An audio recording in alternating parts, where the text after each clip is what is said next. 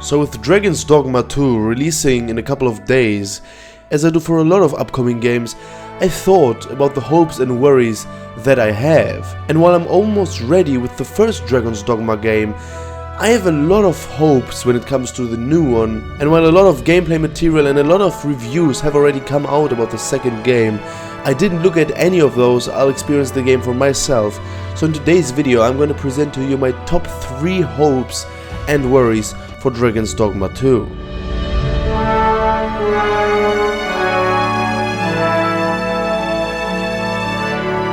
So when it comes to the hopes that I have for Dragons Dogma 2, the first thing that I would love to see is a more expanded pawn system. Like the pawn system in the first game was already very good, you had your main pawn that was with you all around the game, and you had other pawns and you could buy, and you could only use 2 pawns at a time. But what I would like is to get to know those pawns a bit more, or maybe just have some stories that you tell with your main pawn, and maybe have a full-on side story where you actually have to free your pawn or things like that, so that we have a bigger emotional connection to that pawn. Because in the first game, we didn't even really know what the pawns were, not human but not human, it was kind of confusing. And I know that they don't really have a motive. Their own motive is to help us, I guess, pretty easy. But to experience and to live through proper stories with our pawn and expand that whole system with it would definitely be a great upgrade. Now the second hope that I have for the game is regarding the open world. So while the world in the first game was quite vast, I had the feeling that some areas felt really static. And while Capcom already revealed that the open world of Dragons Dogma 2 will be 4 times as big as the open world from the first game, I really hope that they put a lot of interesting locations and cities into that open world. Because it's great when you have a huge open world, but you also have to fill it with interesting stuff, so that exploration and visiting these cities and these interesting sites is actually rewarding and enjoyable. What I would also like when it comes to that aspect would be a greater interactivity when it comes to the open world, so that, for example, we have the ability to interact with the environment properly and can even influence local events and manipulate what's going on in the open world and in the story in more meaningful ways.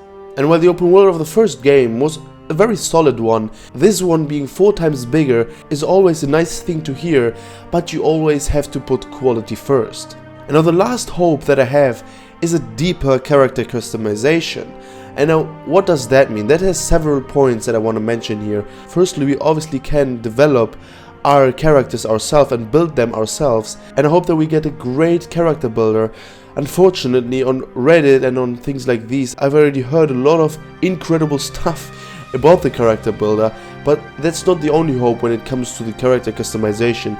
I would also like more meaningful character choices, so choices that impact the story, the world and relationships, which would make the story much more engaging and interesting. It would also add when it comes to the replayability of Dragons Dogma 2.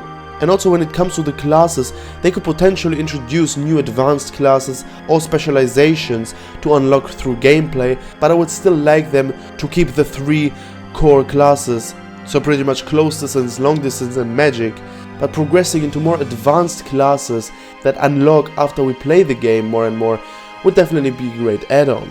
And now when it comes to the hopes for Dragons Dogma 2, I firstly got to say that it was quite hard to find proper worries for this game, because when I made the video about Avatar Frontiers of Pandora, I found around 10 worries surrounding the game, because it was so uncertain that we would actually get a great game.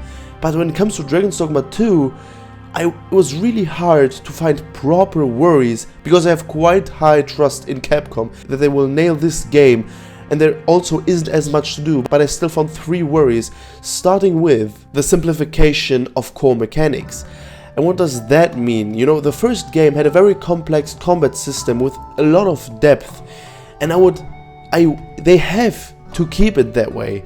Obviously in modern games everything is simplified, but having those deep and complex systems when it comes to the combat and to the gameplay is very nice. You know, it's very hard to properly master those combat systems, but when you do master them, they are way more fun than just pressing on your keyboard like a madman and having those easy, simple combat systems. And I would really hate to see that they simplify the combat to the point of it that it loses its strategic nuance and its challenge. Now, the second worry that I have surrounding Dragons Dogma 2 is repetitive content and fetch quests.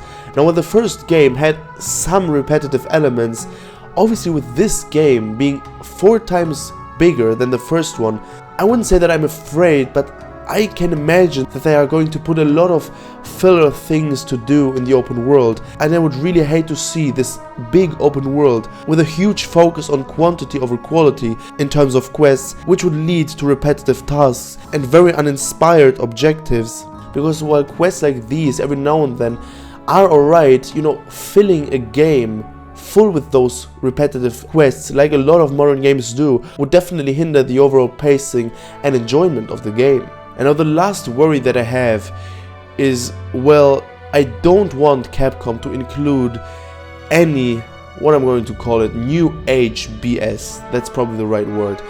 And what do I mean by that? Well, if I see one microtransaction in this game, no, I just hope that they don't do stuff like that. I hope that they don't transform into Ubisoft and actually do things like these, that we will now be able to buy stuff for real money after we have bought the game. No, if you make the game great, a lot of people will buy it and the developer will have financial success. That's the path that I want them to take, and that's the path that I would like every developer to take. Obviously we know it's different today, but I really hope that Capcom focuses on actually creating a great game and earning money through that, through gamers playing and buying the game, rather than filling it with some unnecessary microtransactions that would really ruin a lot of the great stuff that Dragons Dogma 2 will probably feature. And also when it comes to the performance and the technical stuff, I also hope that it will run fairly smoothly on most PCs and on consoles, because well, obviously the game can be as great as it wants to. When you can't run it properly, it was all a fluke basically. So now I'm very interested in your hopes and worries for Dragons Dogma 2. Obviously it's not far until we'll be able to play the game, but still I'm very interested in your opinions and whether you agree with the things that I said, or whether you have different hopes or worries that you think more about. But I'm very hopeful that they're going to nail this game, and subscribe to the channel if you don't want to miss videos about Dragons Dogma 1 and 2. Alright guys, that was it from me in today's video. I wish you all an amazing day. I'll see you in the next one. Bye bye.